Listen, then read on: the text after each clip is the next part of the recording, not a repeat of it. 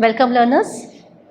In this online session, we are going to discuss about the substation equipment. I am Dr. Rakhi Sharma from School of Engineering and Technology, Indira Gandhi National Open University, New Delhi. So learners, in the last session, we have discussed about the substation equipment.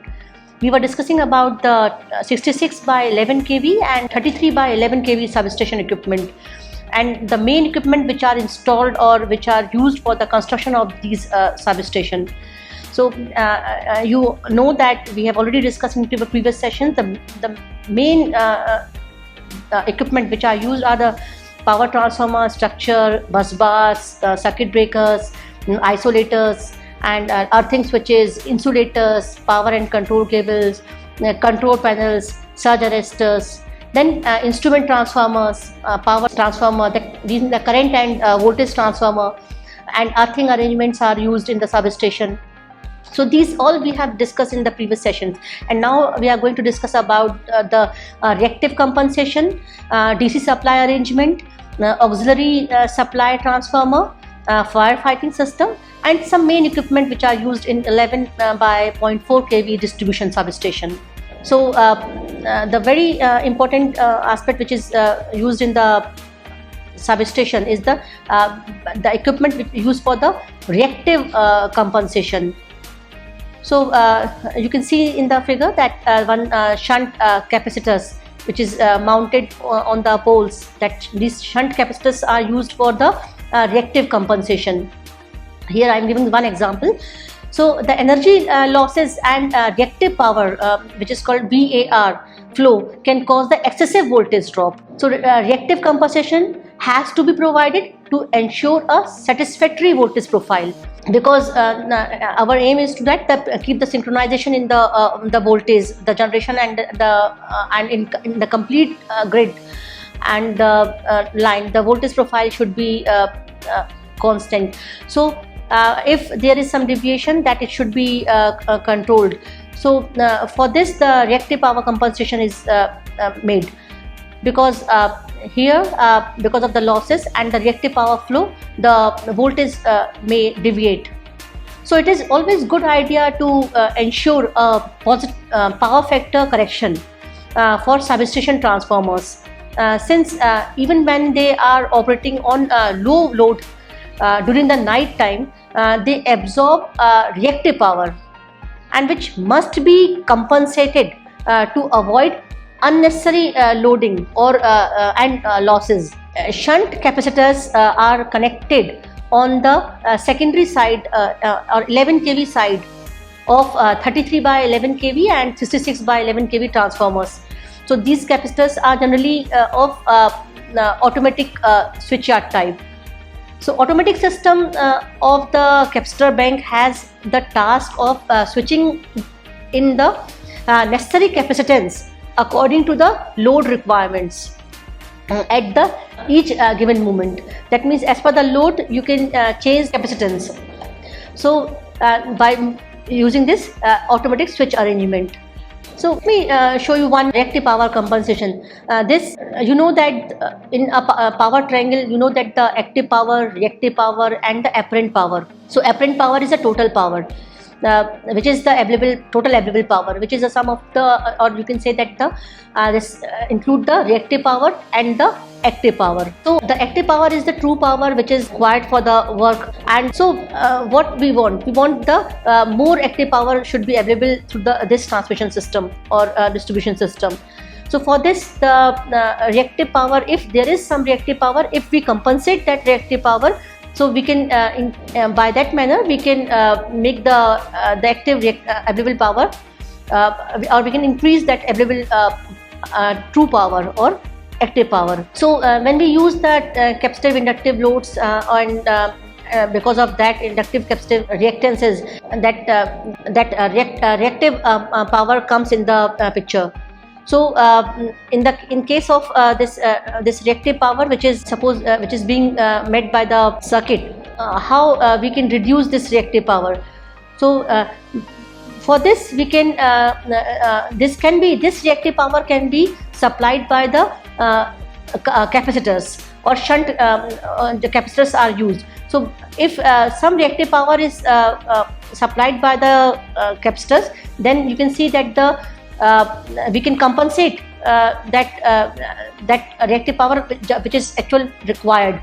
So by this we can reduce the reactive power component or need or demand, and that means when we are reducing this by this method, we are increasing the, you can see here, by means of the capacitors we are reducing the reactive power demand, because these capacitors are giving the reactive power requirement of the circuit. So here with this, the availability of the active power can be increased, and with this we can make the system more efficient. That here the phi is the power factor. When this is the angle you can see between the active power and the apparent power. Here this phi, if we reduce this angle, the phi, that means we are increasing the power factor. So here in the first case you can see that when the apparent power is shown by the bold line, black line, in that case the phi is there. That means when we say the power factor cos phi, the cos phi will be poor when the angle is high, and when you decrease this angle, that means the cos phi will be more. That means you are improving the power factor. So by this manner, by this reactive power compensation by means of the capacitor, we can reduce or we can improve the power factor. So this is just giving one idea by introducing the capacitors, this reactive power compensation can be done, and power factor can be improved. So the advantage of the reactive power compensation improves the efficiency of the power delivery, and so whenever you improve the power factor, that means you are reducing the losses, and improves the utilization of the transmission assets or transmission capacity. More power or the actual true power you can supply in the transmission network. Then reduce the congestions and increase power transfer capabilities. Then enhance grid reliability and security. So because our aim is to compensate this reactive power. So by eliminating or by minimizing this reactive power, the efficiency of the system can be increased, and this is advantageous. The other equipment which is used in a substation is station battery, or battery means DC supply. So the DC supply arrangement is given at the substation.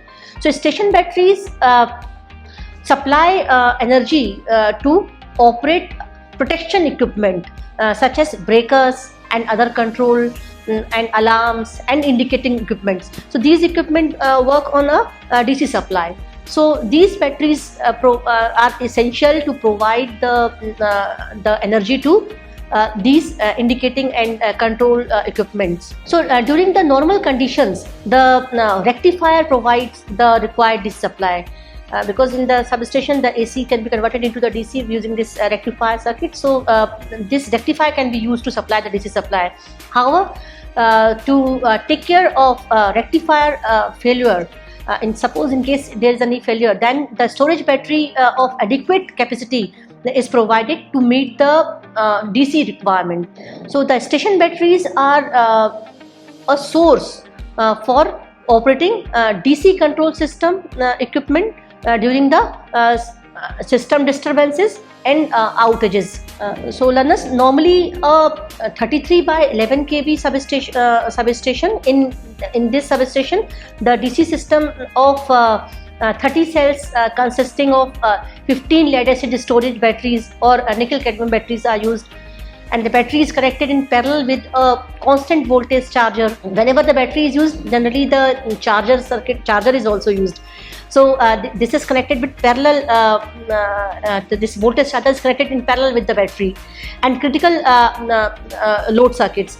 The charger maintains the required voltage at battery terminal, because we need the constant voltage at the battery terminal for meeting the requirement.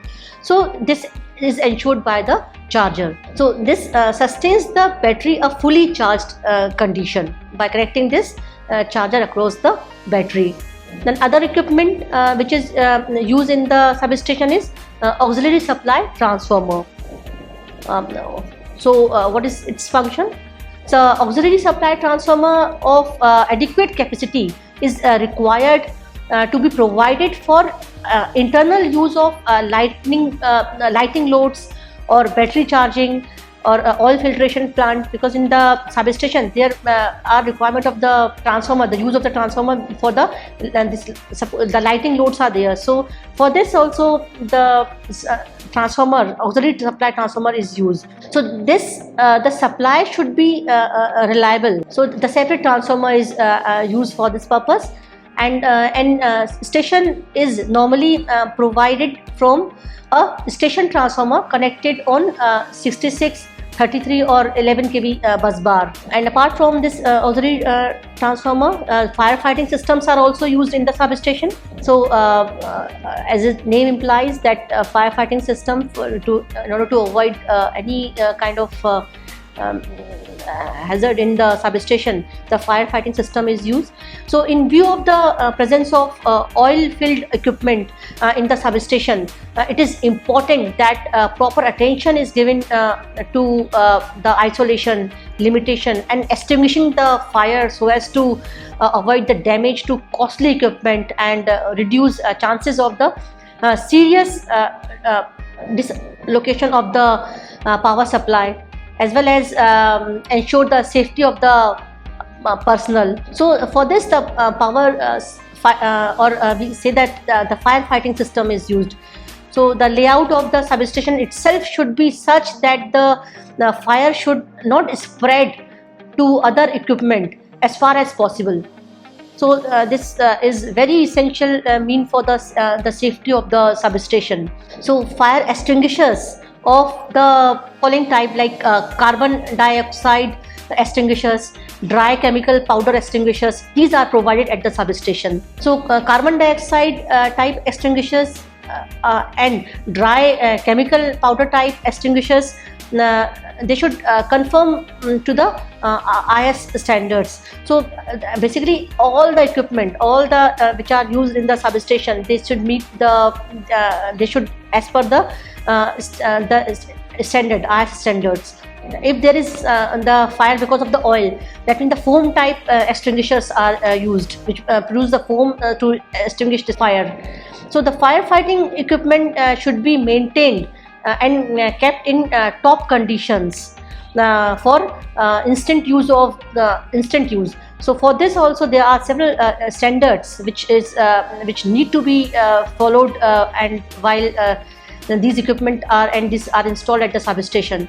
So these IS standards, as one I have mentioned here, that IS 1948 to 1961, the firefighting equipment and its maintenance, including construction and installation of fireproof doors, fire safety of the building. So these standards are available, and while designing or while constructing the substation, so this all should be as per the standard. Then now till we have discussed about the 66 by 11 kV and 33 by 11 kV substation equipment. Now we are going to discuss about the 11 by 0.4 kV substation equipment, which is used for the secondary distribution. So main equipment which are used at 11 by 0.4 kV distribution substation are distribution transformers, transformer mounting structures, protection system, earthing system, lightning arresters, then LT distribution box, then reactive compensation. So we shall discussing the distribution transformer in detail in the separate section, because this is a very big topic of the distribution transformer, which we will discuss some distribution transfer part of the distribution transformer we have discussed in the previous sessions, and we are now not going to discuss in this session. It will be discussed separately in detail. So we are just briefly describing the remaining equipment, like the transformer mounting structures. You have seen in the substation that different type of transformer mounting is used, like plinth mounting, that H-pole mounting, and direct mounting. So transformer can be mounted outdoors in one of the following ways, like the plinth mounting, H-pole mounting, and direct mounting. So if we describe in brief, that we can say the plinth mounting. So transformer is mounted on the plinth made of concrete. So plinth has to be higher than the surrounding. You can see here in the picture that the method can be used for all size of transformers, and where the distribution substation are plinth mounted. So they are efficiently protected by fencing so as to prevent the access to the apparatus by unauthorized person. So it is necessary because they are working at very high voltages. So that surrounding can be made, and the fencing can be done around that, and so that no unauthorized person can enter there.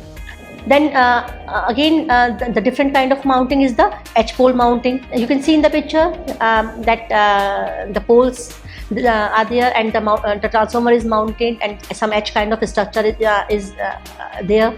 So the transformer can be mounted on cross arm, fixed between the two poles, which are rigidly fastened on the poles. So the transformer has two base channels over which it is mounted. So it rests on the this transformer mounting structure. Again, the one kind of mounting, you can see the direct mounting. So generally the small transformer, the transformer is clamped directly to the pole by suitable clamps and bolts. So this method is used for the transformer up to the 25 kVA only, not more than this. Then in a distribution substation, like 11 by 0.4 kV, some protection systems are required. So the HT side of all the transformer is normally protected by dropout expulsion type fuse. Three 11 kV dropout fuse units comprising a set are installed on the mounting cross arm. So the fuse element is soldered on the both side between the woven wires, and which are sufficiently strong to withstand tension when the fixed to the terminals. So the element is housed in a insulated tube of paper or insulating material, this fuse. So and horn gap fuse are also used in the distribution transformers on HT side. The fuse wire is fixed between the arcing horns.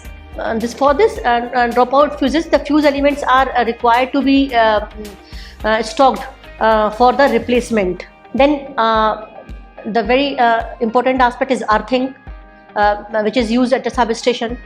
So pipe earthing or the rod earthing is provided for the distribution substation. So three electrodes forming an equilateral triangle are provided to, so that the adequate earth buffer is available. So I will discuss the earthing in detail, that how the earthing is provided in the substation and other places. Like this, the three electrodes are there, which are called the pipe, which form the pipe earthing or rod earthing. So we will discuss the plate earthing, pipe earthing in detail in previous in different section. So so earthing is provided at the substation. Then lightning arresters are also in the similar manner in all substations. It is very essential to protect from the lightning surges. So 11 kV lightning arresters, 9 kV of the outdoor type are used for diverting the lightning surges to earth resistance of earth. The lightning arrestor should be installed on the high tension side. LT distribution box, this is also provided at the substation. This is low tension distribution box. So for the transformer of at 100 kVA and above, sheet metal LT distribution box, you've seen that in the metal boxes there. So consisting of LT breakers and fuse cutouts is provided from where the distribution feeders are taken out. So the size of the box has to be suitable for so that it can accommodate the circuit breakers, CCB, and fuse cutouts, cable connectors and bus bars, etc. Then similar to the previous we have discussed in the previous substation section, then here also in 11 by 0.4 kV substation, the reactive compensation arrangements is done for the so that means for this we have to provide equipment for the reactive compensation. So basically effectively balancing of the capacitive and inductive component of the power system, and to provide sufficient voltage support. So because of this inductive and capacitive load and the reactive power flow in the system, so the balance is to be maintained for the reactive power flow. So because it caused the voltage deviation, so to maintain the voltage profile, this reactive compensation is done. So for the essential and reliable operation of the power system. So the load incident on the distribution system is mostly inductive. In general, you have seen that the large transformers and machines are used. Basically, these all are the inductive kind of load. So they require large reactive power because they have the coils and the magnetic. They need the magnetizing current, and this is met by the reactive power. So these transformers and this kind of load machines, and they require the large reactive power. So the best method to compensate the reactive power at the load end itself. But sometimes it is difficult to implement in practice. Hence, providing the compensation on the distribution system is essential. So wherever the power factor is low, reactive compensation may be provided on the distribution transformers. The shunt capacitor supplies constant reactive power at its location. So if you install the shunt capacitor, so at its location it will provide the reactive power independent of the load. So it can so the compensation can be done using this shunt capacitors. So fixed or automatic switch type capacitors of adequate rating are to be provided on the low tension bus of the distribution transformers for providing the reactive compensation. So learners, with this I am summarizing this session. So we have discussed in this session some equipment of 66 kV by 11 kV substation or 33 by 11 kV substation, and we have also briefly discussed about the 11 by 0.4 kV distribution substation equipment, like the instrument which are used are the distribution transformers, which will be discussed in the next session with in detail, and we have already discussed about this in our previous session, and in this session we have discussed about the transformer mounting structures, protection system, earthing system, some lightning arresters, LT distribution box, reactive compensation, which are required for which is very essential for the 11 by 0.4 kV distribution substation. So in the next session we will discuss about the distribution lines. Thank you.